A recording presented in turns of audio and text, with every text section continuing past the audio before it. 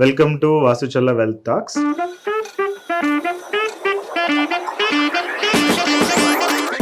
Same money వచ్చేటప్పటికి fixed deposits, recurring deposits లేదా bank savings account లో ఉంచడం, ఇవన్నీ సేమ్ మనీలోకి వస్తాయి. ఇన్వెస్టింగ్ లో మనీ వచ్చేటప్పటికి మనకి మ్యూచువల్ ఫండ్స్ ఇస్ ద అంటే one concept we are giving to the people. Mutual funds దాటితే there is a risk. Actually mutual fund కూడా risk. But if you go for a long term, ఒక 5 years 7 years 10 years ఇలా వెళ్తే mutual funds లో risk లేదు.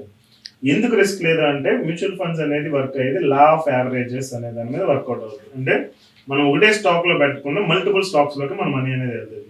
So maybe 1 or 2 loose అయినా మిగిలిన profit లో ఉంటాయి కాబట్టి మనకి మనీ లూజింగ్ అనేది జరగదు. That is why mutual funds is successful. ఇంకొకటి మీకు ఇచ్చే ప్రొడక్ట్ P2P లెండింగ్ అనేది ఉంటుంది.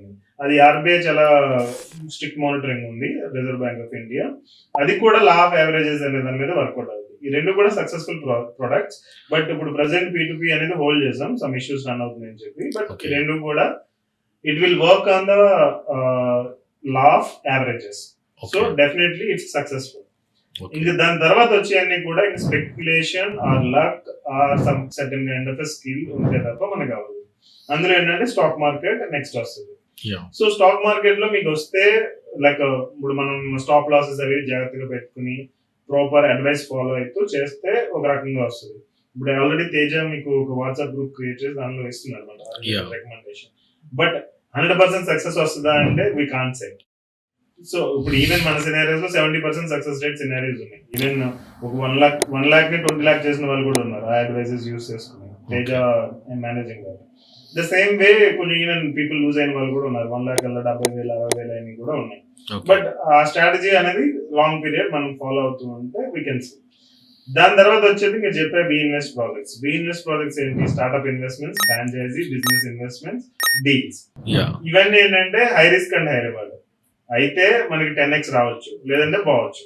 Okay, we should think that is risk only అని అనుకోని 100% రిస్క్. ఓకే, మీకు ఫిక్స్డ్ డిపాజిట్ దాటిందంటేనే రిస్క్ వచ్చేసినట్టు. అదే మ్యూచువల్ ఫండ్స్ దాకా వెళ్ళారంటే అది ఓకే, సమ్హౌ మేనేజ్ చేయొచ్చు. స్టాక్స్ దాకా వెళ్ళారంటే కొంచెం అడ్వాన్స్ వెళ్ళినట్టు రిస్క్ లో. అది సమ్హౌ కొంత స్ట్రాటజీ, కొంత రీసెర్చ్, కొంతవరకు అవుతుంది. ఇంకా ఇవంటారా నేను చెప్పిన startup investments, franchisee or business deals, ఇవన్నీ నేను లాస్ట్ 7 years లో నా మనీ చాలా వరకు ఇన్వెస్ట్ చేసా. What ever your skill, how ever you monitor, how ever you do, మనం ప్రెడిక్ట్ చేయలేం. ఓకే, సో నేను చెక్ చేసేది బిజినెస్ వర్కౌట్ అవుతుందా లేదా, స్ట్రాంగ్ గా ఉన్నారా లేదా, ఇవన్నీ చూస్తున్నప్పుడు ఏంటంటే మేనేజ్మెంట్ ఇష్యూస్ వస్తున్నాయి. మేనేజ్మెంట్ ఏదో ఒకటి ఫ్రాడ్ చేయడం, లేదంటే రాంగ్ చేయడం, లేదంటే స్ప్లిట్ అవడం. ఇద్దరు పార్ట్నర్స్ ఉన్నారు, ఒకళ్ళు విడిపోవడం. ఆ సినారియోలో again company going into losses, complete losses లోకి వెళ్ళిపోతుంది. లేదు ఇవన్నీ బాగున్నాయి అంటే ఎవడో ఎంప్లాయ్ ఏదో చేస్తాడు, దాని మూలంగా దీన్ని ఇంపాక్ట్ పడుతుంది డౌన్ ద లైన్. ఎందుకంటే ఎవ్రీథింగ్ వి కాంట్ మానిటర్ కదా. దట్ ఈస్ చిన్న కంపెనీ. స్టార్ట్అప్ అంటే చిన్న కంపెనీ ఉంటుంది. అందులో ఒక ఎంప్లాయీ ఏదైనా ప్రాబ్లం చేశాడు అంటే దాని ఇంపాక్ట్ అనేది టోటల్ ఆర్గనైజేషన్ మీద పడుతుంది. ఈవెన్ మనం చూస్తే రెస్టారెంట్ల మీద ఫుడ్ అండ్ సేఫ్టీ దాడులు జరిగింది. సో అది సర్వైవ్ అవ్వలేకపోతే ఇంకా ఏమీ లేదు కదా. అఫ్ కోర్స్ బిగ్ బ్రాండ్ నుండి బ్యాక్ అండ్ క్యాపిటల్ ఉంటే పర్లేదు, లేదంటే సడన్ గా కస్టమర్ ఫ్లో అనేది 50% పడిపోయింది. ఏం చేస్తారు? ఏం చేయలేదు. అలాగే అయింది. కొన్నిసార్లు ఏంటంటే లీగల్ ఇష్యూస్ లో స్ట్రక్ అవుతున్నాయి కంపెనీస్. కొన్నిసార్లు ఈ జిఎస్టీ రిలేటెడ్ కేసెస్ లో స్ట్రక్ అవుతున్నాయి. దీనికి ఏంటంటే కొన్నిసార్లు కంపెనీస్ ప్రాబ్లం ఉంటే, కొన్నిసార్లు ఏంటంటే సిఎస్ చేస్తారు. సిఎస్ చేసేటప్పుడు ఫైలింగ్ చేసేటప్పుడు ఒక దానిలో వేయాల్సిన హెడ్ అనేది ఇంకో దాంట్లో, అది చిన్నది జరిగినా కానీ ప్రాబ్లం అవుతుందంటే. మొన్న ఒక కంపెనీ ప్రాబ్లం ఏంటంటే జిఎస్టీ ఒక ఫేక్ బిల్ వెళ్ళిందంట. వాళ్ళు 1000 బిల్లులు ఉంటే 1000 బిల్లు ఒక ఫేక్ బిల్ వెళ్ళింది. ఆ ఫేక్ బిల్ మూలంగా మొత్తం అందరికీ ఇంపాక్ట్ అయింది. రూట్స్ మొత్తం correct. So the same way మనం ఈ వచ్చేటప్పటికి హై రిస్క్ అండి. The same way high reward. High reward అంటే I have seen companies giving 10x returns within 2 years. అంటే 10 లక్షలు పెడితే ₹1 కోటి విత్ ఇన్ 2 years అవుతున్నాయి. Okay, that kind of scope ఉంది. ఈవెన్ ట్రేడింగ్ లో there is a trading concept. దానిలో ఏంటంటే 5 రూపీస్ ఇంట్రెస్ట్. మనము ఈవెన్ నాకు తెలిసిన 2 crore ఇన్వెస్ట్ చేశారు దానిలో. Is giving 5% interest. Okay, and last 1 year నుంచి ఇస్తున్నాడు. అలాగే ఫ్యూచర్ లో ఇంక ఇస్తాడా అంటే మనం చెప్పలేం, ఎందుకంటే బిహైండ్ కాన్సెప్ట్ అనేది మనకి ఇవ్వట్లేదు, డేటా అడుగుతుంటే డేటా ఇవ్వట్లేదు. మేము చేస్తున్నాం, ట్రేడింగ్ చేస్తున్నాం అని చెప్తున్నారు. And companies already managing 300 crore worth of assets from multiple people. ఇప్పుడు నేను నమ్మాలా నమ్మకూడదా అంటే నాకు 300 crores ఉన్నారు, ఇంతమంది మేనేజ్ చేస్తున్నారు అంటే there is a chance of trust. At the same time I can't recommend it to the client, నేను ఇదంతా చెప్పకుండా. ఇవేంటంటే హై రిస్క్ అండి హైర్ ఇవ్వాలి. నేను మీకు రికమెండేషన్ ఇచ్చేది ఏంటంటే అసలు రిస్క్ వద్దు అని అనుకుంటే ఫిక్స్డ్ డిపాజిట్స్, రికరింగ్ డిపాజిట్స్, లేదంటే అక్కడ దాకా ఆగొచ్చు, తప్పితే మ్యూచువల్ ఫండ్స్ దాకా రావచ్చు. So mutual funds is by default risk less if you going for long term. Okay, దాని దాటి వచ్చామంటే స్టాక్స్ అయినా దాని తర్వాత ఏదైనా కానీ హై రిస్క్ ఉన్నట్టు. ఓకే, మనం అలా అని అనుకునే వెళ్ళాలి. It's in individual risk, capital కూడా లూజ్ అయ్యే ఛాన్సెస్ ఉన్నాయి. ఓకే, అండ్ నేను ఈవెన్ బయట వాళ్ళని నమ్మి చాలా వరకు ఇన్వెస్ట్ చేశాను, క్లయింట్ కూడా ఇన్వెస్ట్ చేశారు. There are some projects gave very good returns, sometimes lose అయినవి కూడా ఉన్నాయి. చూసుకుంటే నాకు మ్యూచువల్ ఫండ్స్ రిటర్న్ లాగే వస్తుంది. ఓకే, రెండు చూసుకుంటే ఎందుకంటే ఒక చోట పోతుంది, ఒక చోట వస్తుంది. ఇప్పుడు దానిలో 50% రిటర్న్ వచ్చింది, ఇంకో దానిలో 0% రిటర్న్. సో యావరేజ్ చూస్తే 25% వస్తుంది. That I'm getting in the mutual funds. Okay, so మీకు మీరు చెప్పిన పాస్ట్ హిస్టరీ ప్రకారం మ్యూచువల్ ఫండ్స్ దగ్గర హోల్డ్ అయిపోవడం బెటర్. అది ఈవెన్ మ్యూచువల్ ఫండ్స్ లో కూడా దేర్ ఆర్ మల్టిపుల్ థింగ్స్, ఏమైనా రిస్క్ చేయాలి, రిస్క్ చేయకూడదు అనే దాని మీద మల్టిపుల్ మేము రికమెండ్ చేస్తాం యాక్చువల్లీ. సో వన్ ఏంటంటే లైక్ సెక్టారియల్ ఫండ్స్ అని ఉంటాయి, sector funds and thematic funds and ఇవన్నీ ఉంటాయి. అవి ఏంటంటే స్మాల్ క్యాప్ రిలేటెడ్ కూడా కొంచెం రిస్క్ ఉంటుంది. రిస్క్ అంటే మీరు 7 to 8 years ఇన్వెస్ట్ చేయాలి.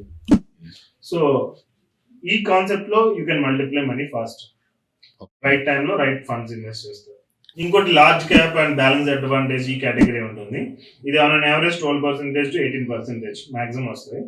సో ఇది మనకి సేఫ్ కనుకుంటాయి. మ్యూచువల్ ఫండ్స్ లో హై సేఫ్ అంటే ఇవి వస్తాయి, ఇవి మీరు ఇన్వెస్ట్ చేసుకున్న అది నాకు రిస్క్ వద్దు అనుకుంటే. Okay fine sir. ఇంకొకటి మీరు బుక్ ఇచ్చారు కదా, ఆ బుక్ లో మీరు ఒకటి చూసాను, అంటే ఈ టూ క్వశ్చన్స్ అండి. మీరు ఒక మెయిల్ డ్రాప్ చేశారు, జిఎస్టీ కొన్ని కొత్త క్లాస్ వచ్చేటప్పుడు ఇది కొంచెం అపీల్ చేయాలన్నట్టు ఒక మెయిల్ వచ్చింది. అంటే ఇంత ప్రైస్ పెడితే మిడిల్ క్లాస్ వాళ్ళకి సంథింగ్ అని చెప్పేసి అదొకటి చూసాను. At the same time me book లో ఏం చూసాను అంటే ఎగ్జాంపుల్ జీరో మనీ ఉంటుంది, 1 lakh rupees, it's non taxable amount ఒకటి దగ్గర ఉంటుంది. ట్యాక్సిబుల్ ఉంటే మనకి ఫ్యూచర్లో ఎలా బెనిఫిట్ ఉంటుంది, జీరో అమౌంట్ ఉంటే ఎలా బెనిఫిట్ ఉంటుంది, ఓవరాల్ ఒక 5-10 years లో మనకి ఎలా ఉంటుంది చూసాను కదా. సో విచ్ ఈస్ ప్రిఫరబుల్ అంటే హౌ సే, అంటే మీరు చెప్పిన దాంట్లో మీరు ట్యాక్స్ కడితే అది మీకు ఫ్యూచర్లో ఎంత బెనిఫిట్ ఉంటుంది అనేది బుక్లో ఉంది.